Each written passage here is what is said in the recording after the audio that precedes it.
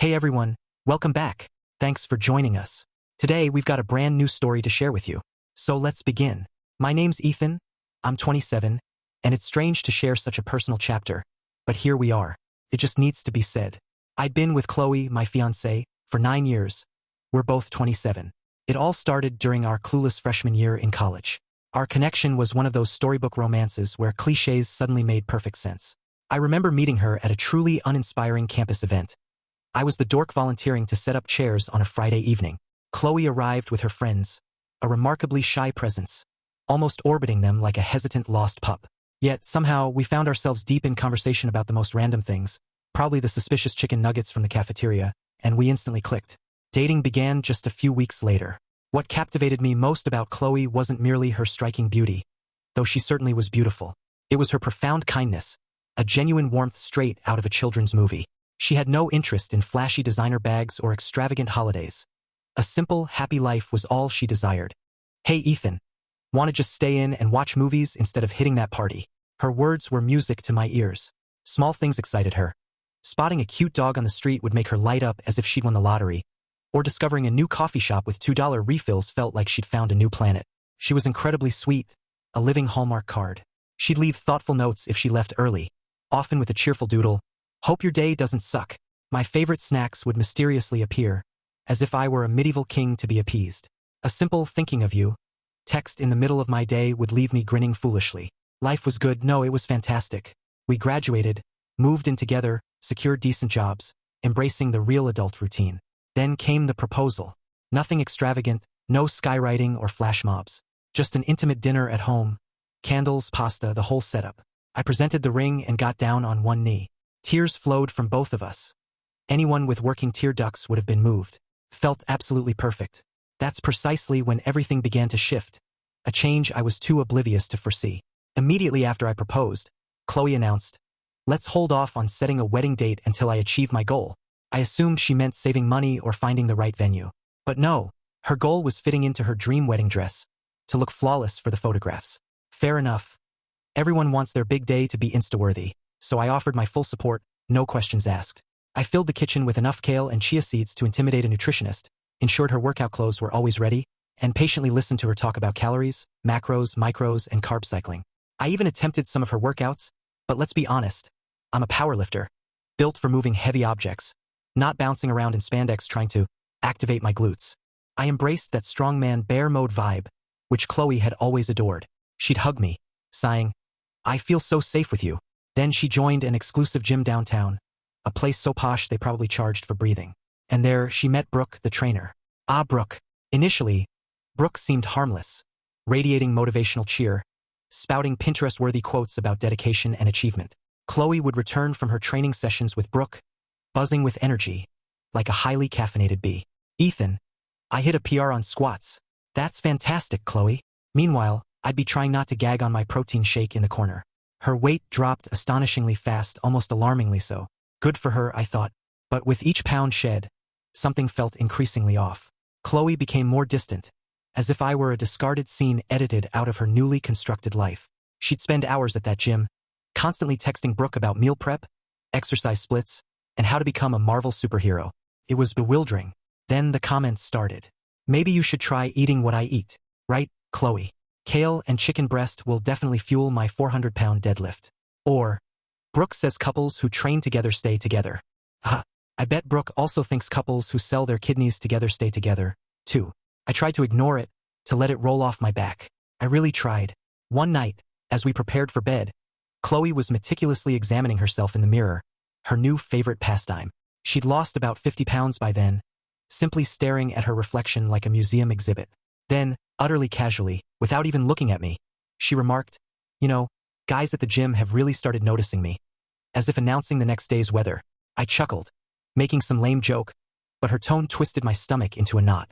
She then added, "It's incredible how many options become available once you get in shape." Options. That word lodged itself in my mind like a rusty nail. It felt as though I was merely a clearance bin placeholder while she prepared for the premium shelf. After that, other shifts became noticeable. Her Instagram posts, good lord, morphed into full-blown thirst traps. Gym selfies, progress photos, flexing in every reflective surface she could find. The captions were all inspirational. but the comment sections were pure frat party. Random dudes dropping fire emojis, intense stares, and enough drooling gifs to crash a server. When I brought it up, she simply brushed it off. It's just part of building my brand, Ethan. Building her brand, right? Apparently, that brand was Fit Goddess with an OnlyFans preview. Our usual date nights transformed into elaborate photo shoots. We'd sit down for a pleasant meal, and before I could even take a bite, she was repositioning plates, using her phone's flashlight, stacking napkins for the perfect angle. Babe, hold your hand like this so it looks candid. By the time she finished, my burger was colder than my enthusiasm for her influencer charade. Still, I tried to be supportive. People get enthusiastic when pursuing a goal, right? A little obsessed, a bit tunnel-visioned. It'll pass, I convinced myself. Spoiler, it did not. Her style of dress also changed, not just because of the weight loss. I'm talking outright provocative attire, like crop tops at family dinners. Chloe, are you sure you want to wear that to meet my mom? It's empowering, Ethan. You wouldn't understand. Okay then, I guess potato salad and side cleavage are the new power combo. But I kept telling myself it was a phase. She was proud of her progress. She'd return to normal once the initial excitement wore off. Wrong again. By the 8th month of her fitness journey, complete with motivational hashtags, she dropped over 70 pounds. She genuinely looked like a Victoria's Secret model. No lie. But her personality had transformed even more profoundly than her physique. Remember Brooke, the motivating Instagram-obsessed trainer? Yes. Turned out she wasn't just a trainer.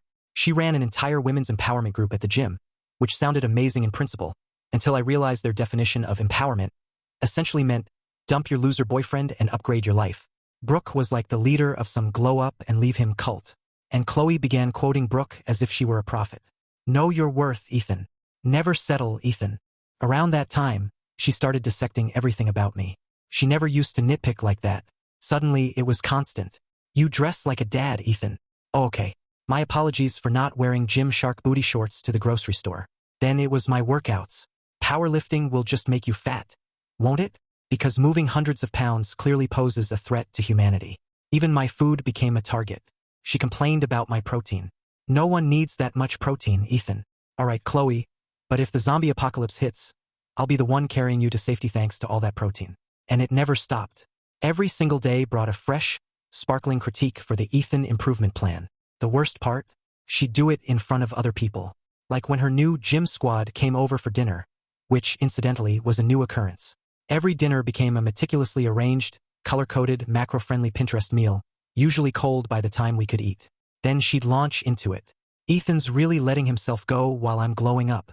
Loud laughter from the peanut gallery while I sat there, wishing the floor would swallow me whole. Then the phone oddities began. Suddenly, she was getting countless DMs from random guys, which she called networking. Sure. And I'm the Easter Bunny. Next, she changed her phone password. Completely normal, right? She started taking her phone literally everywhere, even into the shower. Chloe, are you bringing that thing in to wash its hair too? She'd just roll her eyes. Real subtle. One day, while doing laundry, I found this minuscule gym outfit in her bag, tiny enough for a Barbie doll. I held it up, genuinely puzzled, knowing no one could squat in it without a major wardrobe malfunction. Hey, what's this for? She nearly leaped out of her skin. It's for a special project with Brooke. Sure, Chloe. Special project. I didn't give it much thought then. I wish I had. Things at the gym just deteriorated. She'd spend hours there. Hours. Far longer than any actual workout should take unless you were training to fight Thanos. She always had an excuse: extra cardio, posing practice, meetings with Brooke about business opportunities. Weekends too, which used to be our sacred time, were now gone. Apparently, weekends were reserved for, I don't know, empowerment synergy hustle queen boss babe nonsense. And her social media activity was completely out of control. Every post had to be flawless. I'd have to take at least 50 photos of her. Ethan, these are all terrible. Well, sorry, Annie Leibovitz. Maybe set up the tripod next time. Then she'd post these motivational captions that were thinly veiled jabs directly at me. Don't let anyone hold you back. Reach your full potential. Yeah, Chloe, I can read between the hashtags. Then one day, I noticed her engagement ring was gone. At first, I assumed she'd taken it off for the gym, which was understandable. You wouldn't want to bench press a diamond into your forehead. But then I realized she wasn't wearing it anywhere. So one day, I finally asked her about the missing ring, like any normal fiancé would. Hey, you're not wearing your ring anymore. She didn't even glance up from her phone. It doesn't really match my gym aesthetic. Oh, of course. My mistake. I should have known the gym aesthetic, apparently meant single and ready to mingle. I tried to joke it off, made a lame comment.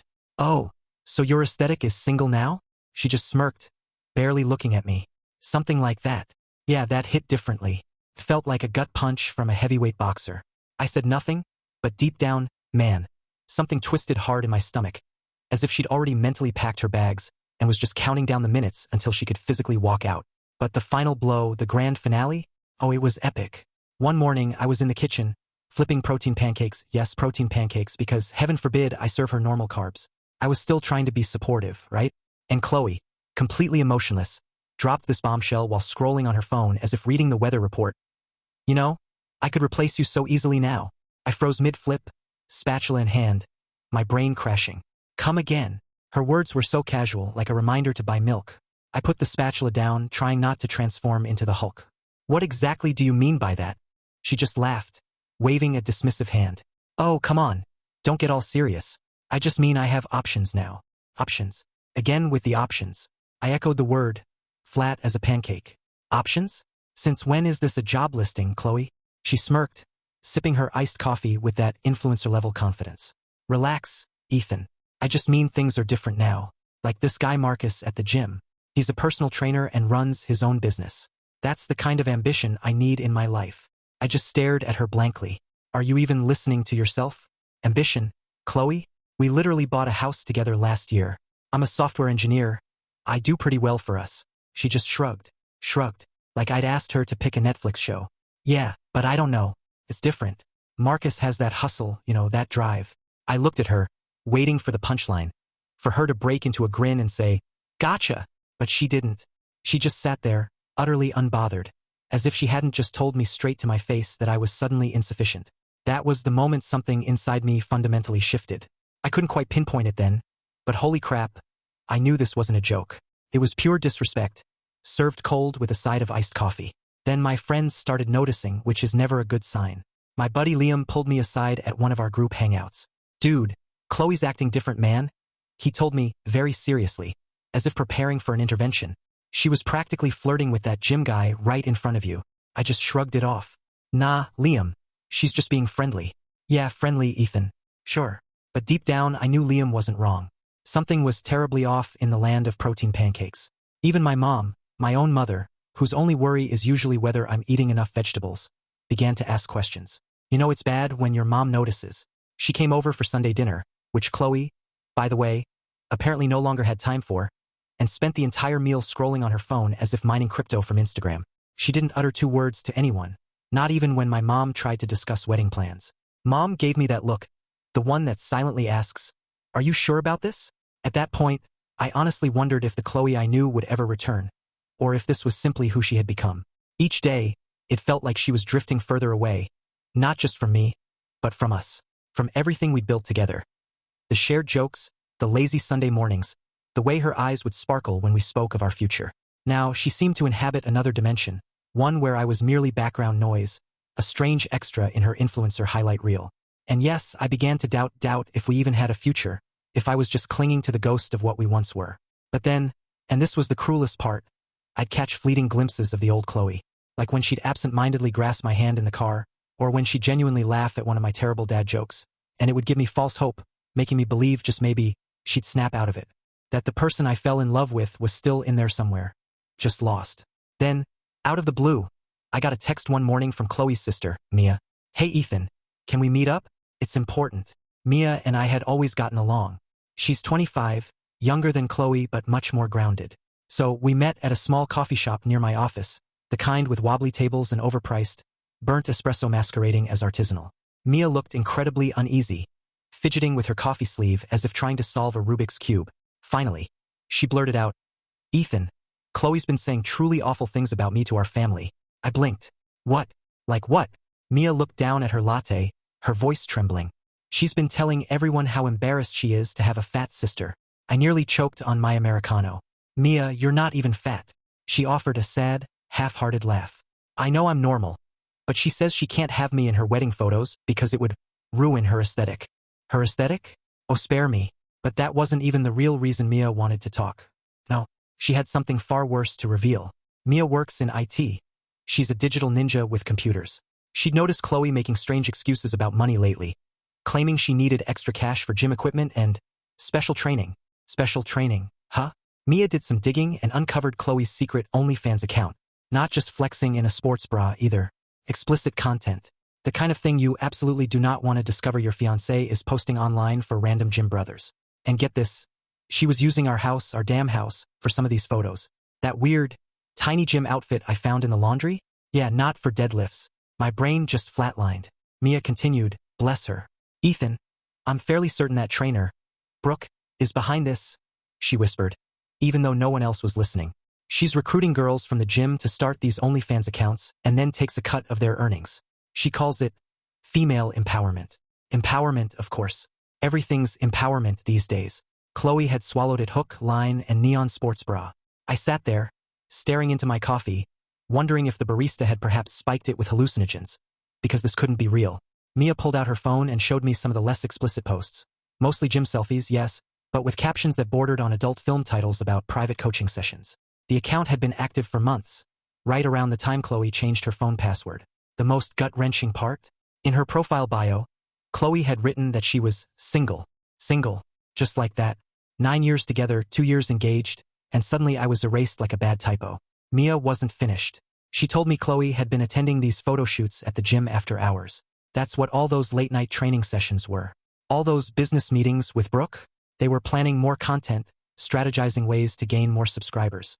I looked at Mia, still trying to grasp everything, and asked her directly, why are you telling me this now? She burst into tears right there in that overpriced coffee shop, practically sobbing into her latte.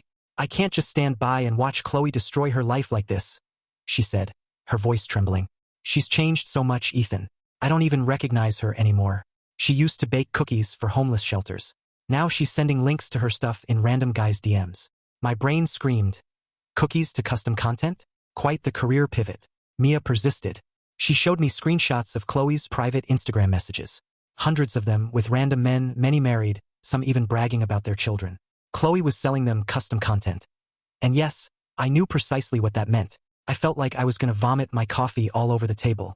All those times she'd been glued to her phone during family dinners, ignoring everyone while typing away as if closing million-dollar deals? Turns out that was just business. All right, shady business. Mia continued showing me more messages between Chloe and Brooke, detailing their entire side hustle empire.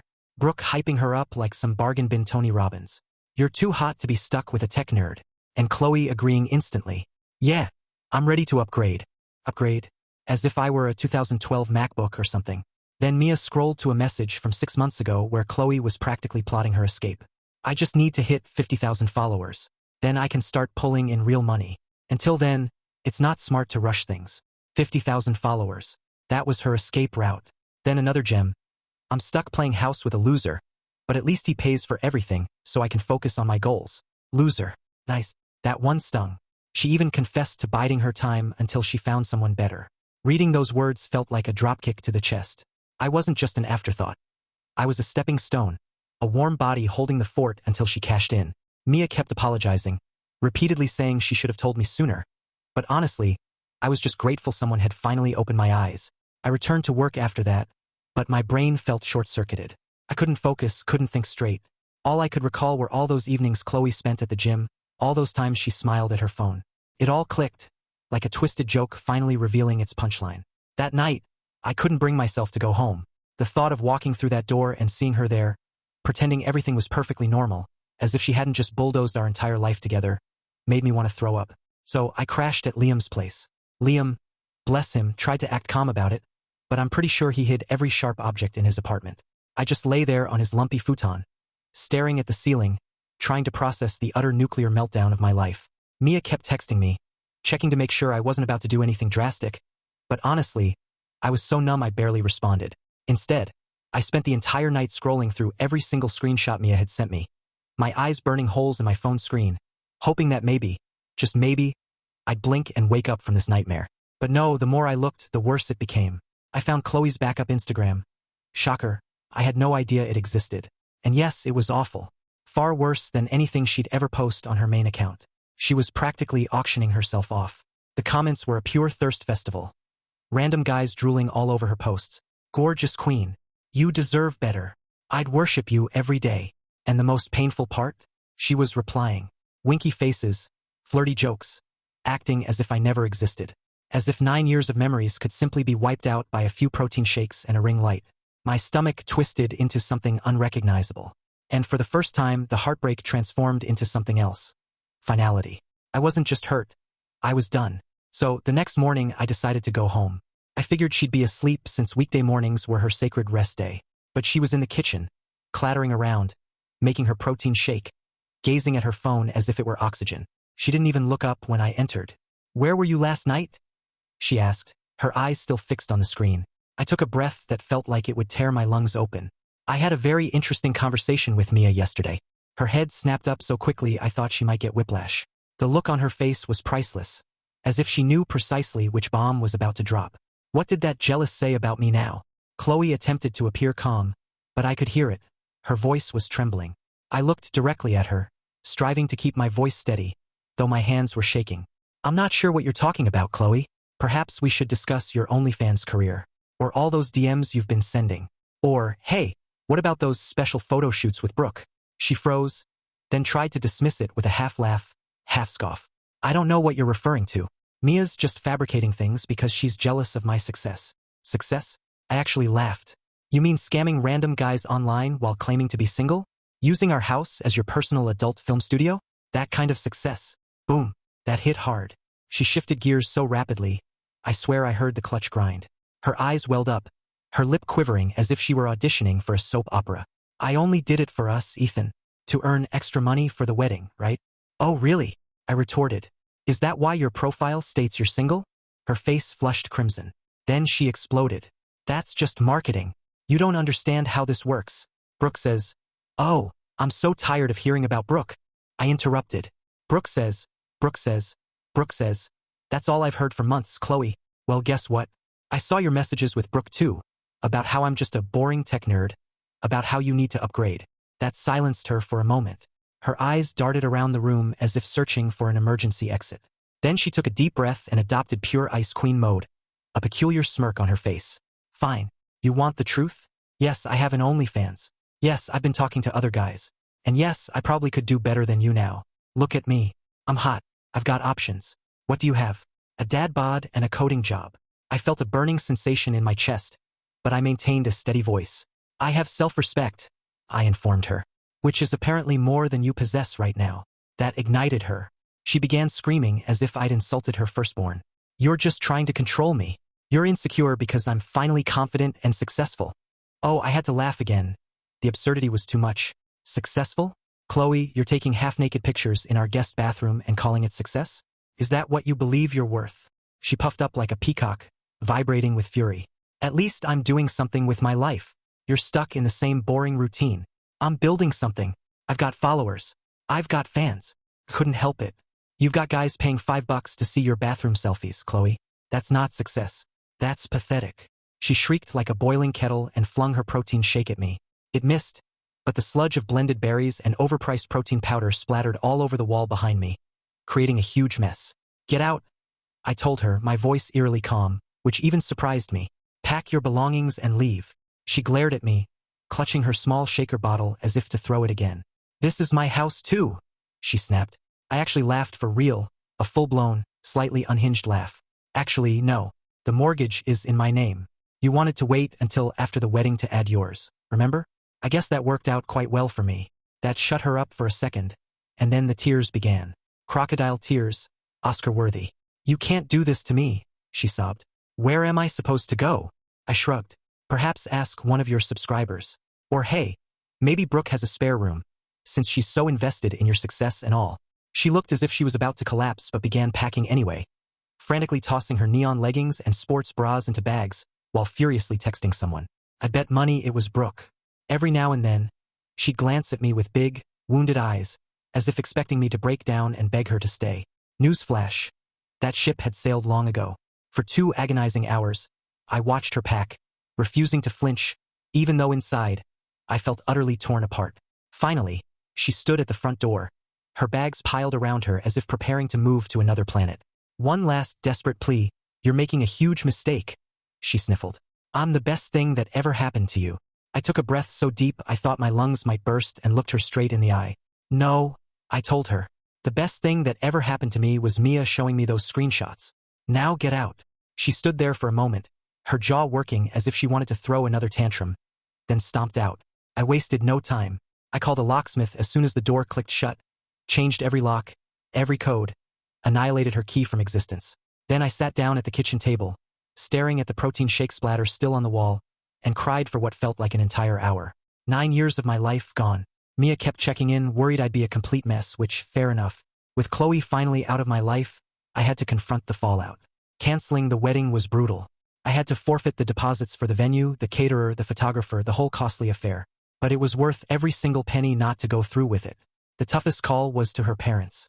Her mom answered, and I had to inform her, "Hey, there won't be a wedding. Chloe has been leading a double life." Her mom began crying so hysterically I could barely understand her. Then her dad got on the phone and actually apologized to me, which was somehow even more heartbreaking. He admitted they'd noticed Chloe changing but hadn't wanted to intervene. And just when I thought things couldn't get any messier, Mia texted me later that night. "Chloe just came here screaming. Said I ruined her life." I nearly dropped my phone when Mia texted. She tried to hit me, but I closed the door. I called her immediately, my heart pounding. I could hear Chloe absolutely losing her mind in the background. "You stupid fat. You ruined everything." Fantastic. A prime example of sisterly love.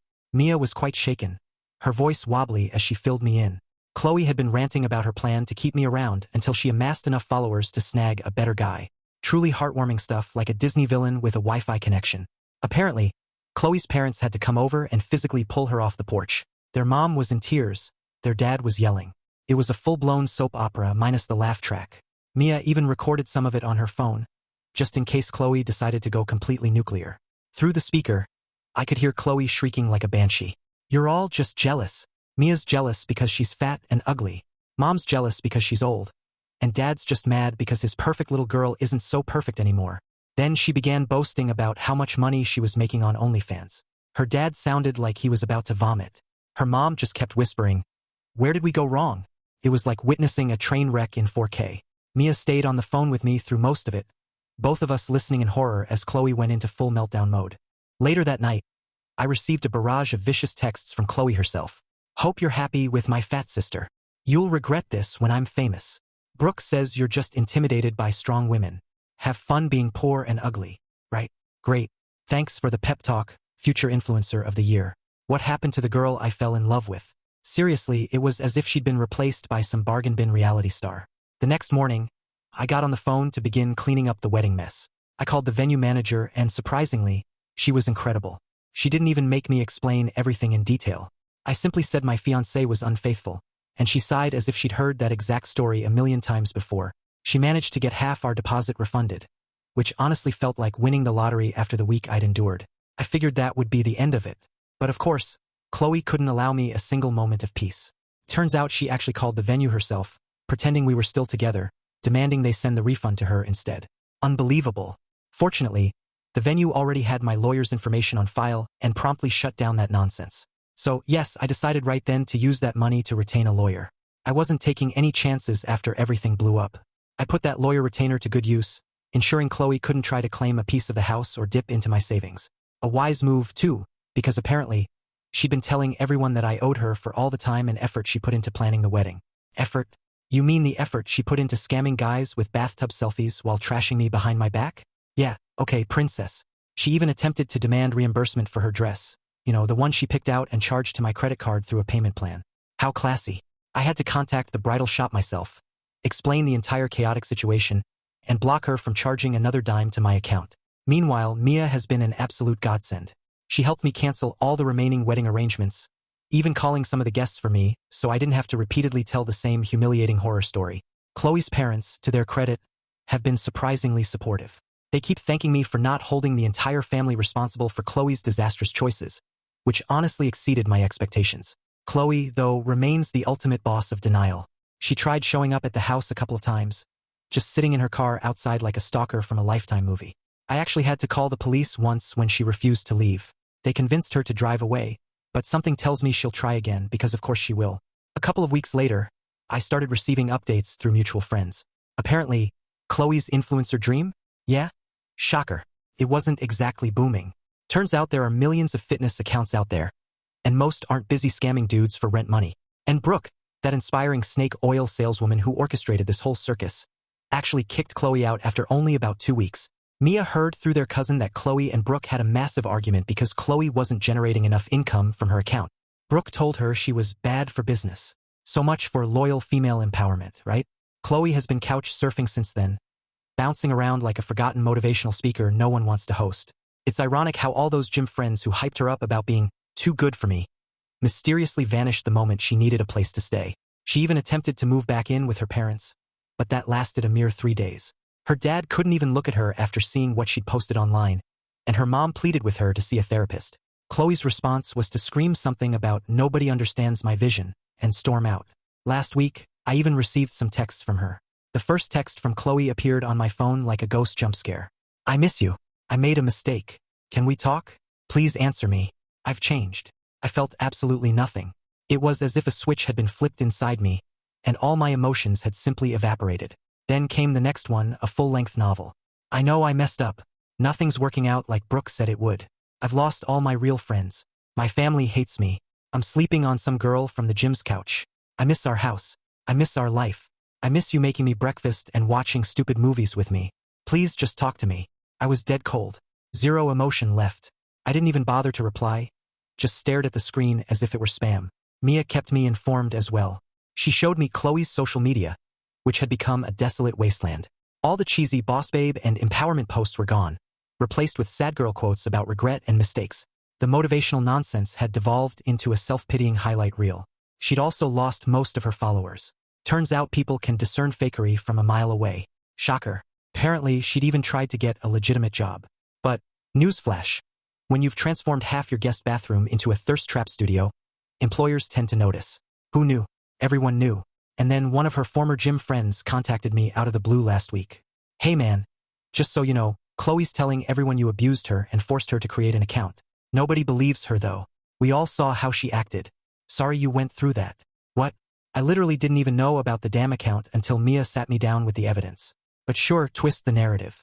Make me the villain because Chloe's moral compass is apparently stuck spinning like a broken fan.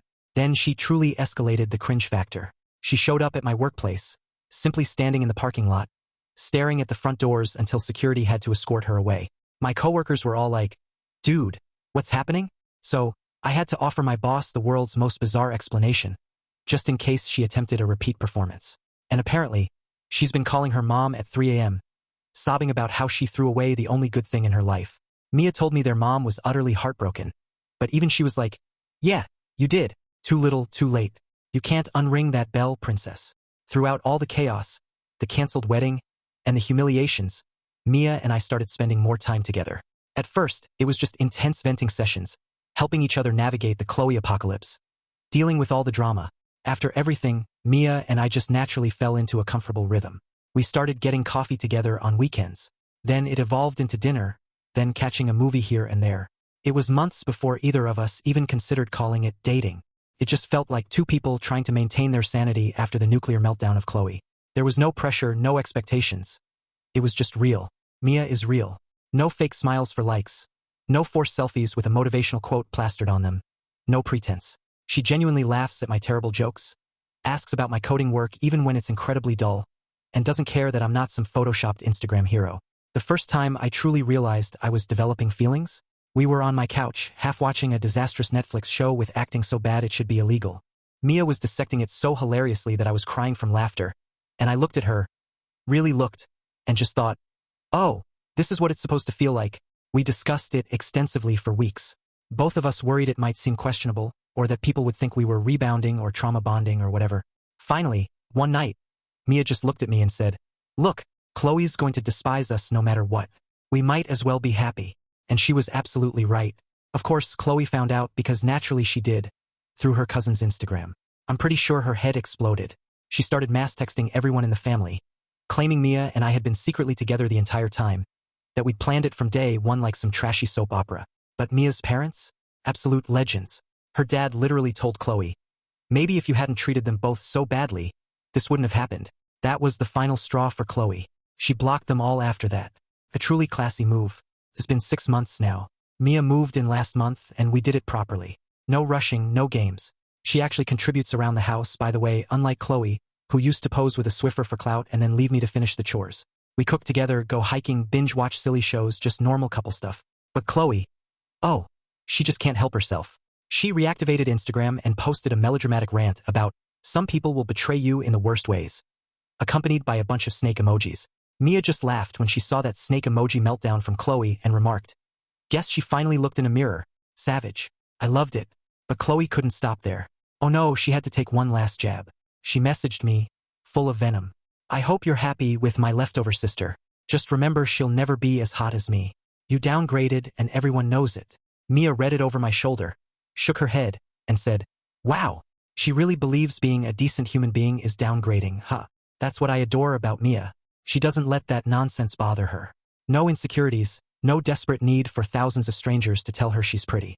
She knows who she is, period. We're even planning a camping trip next month.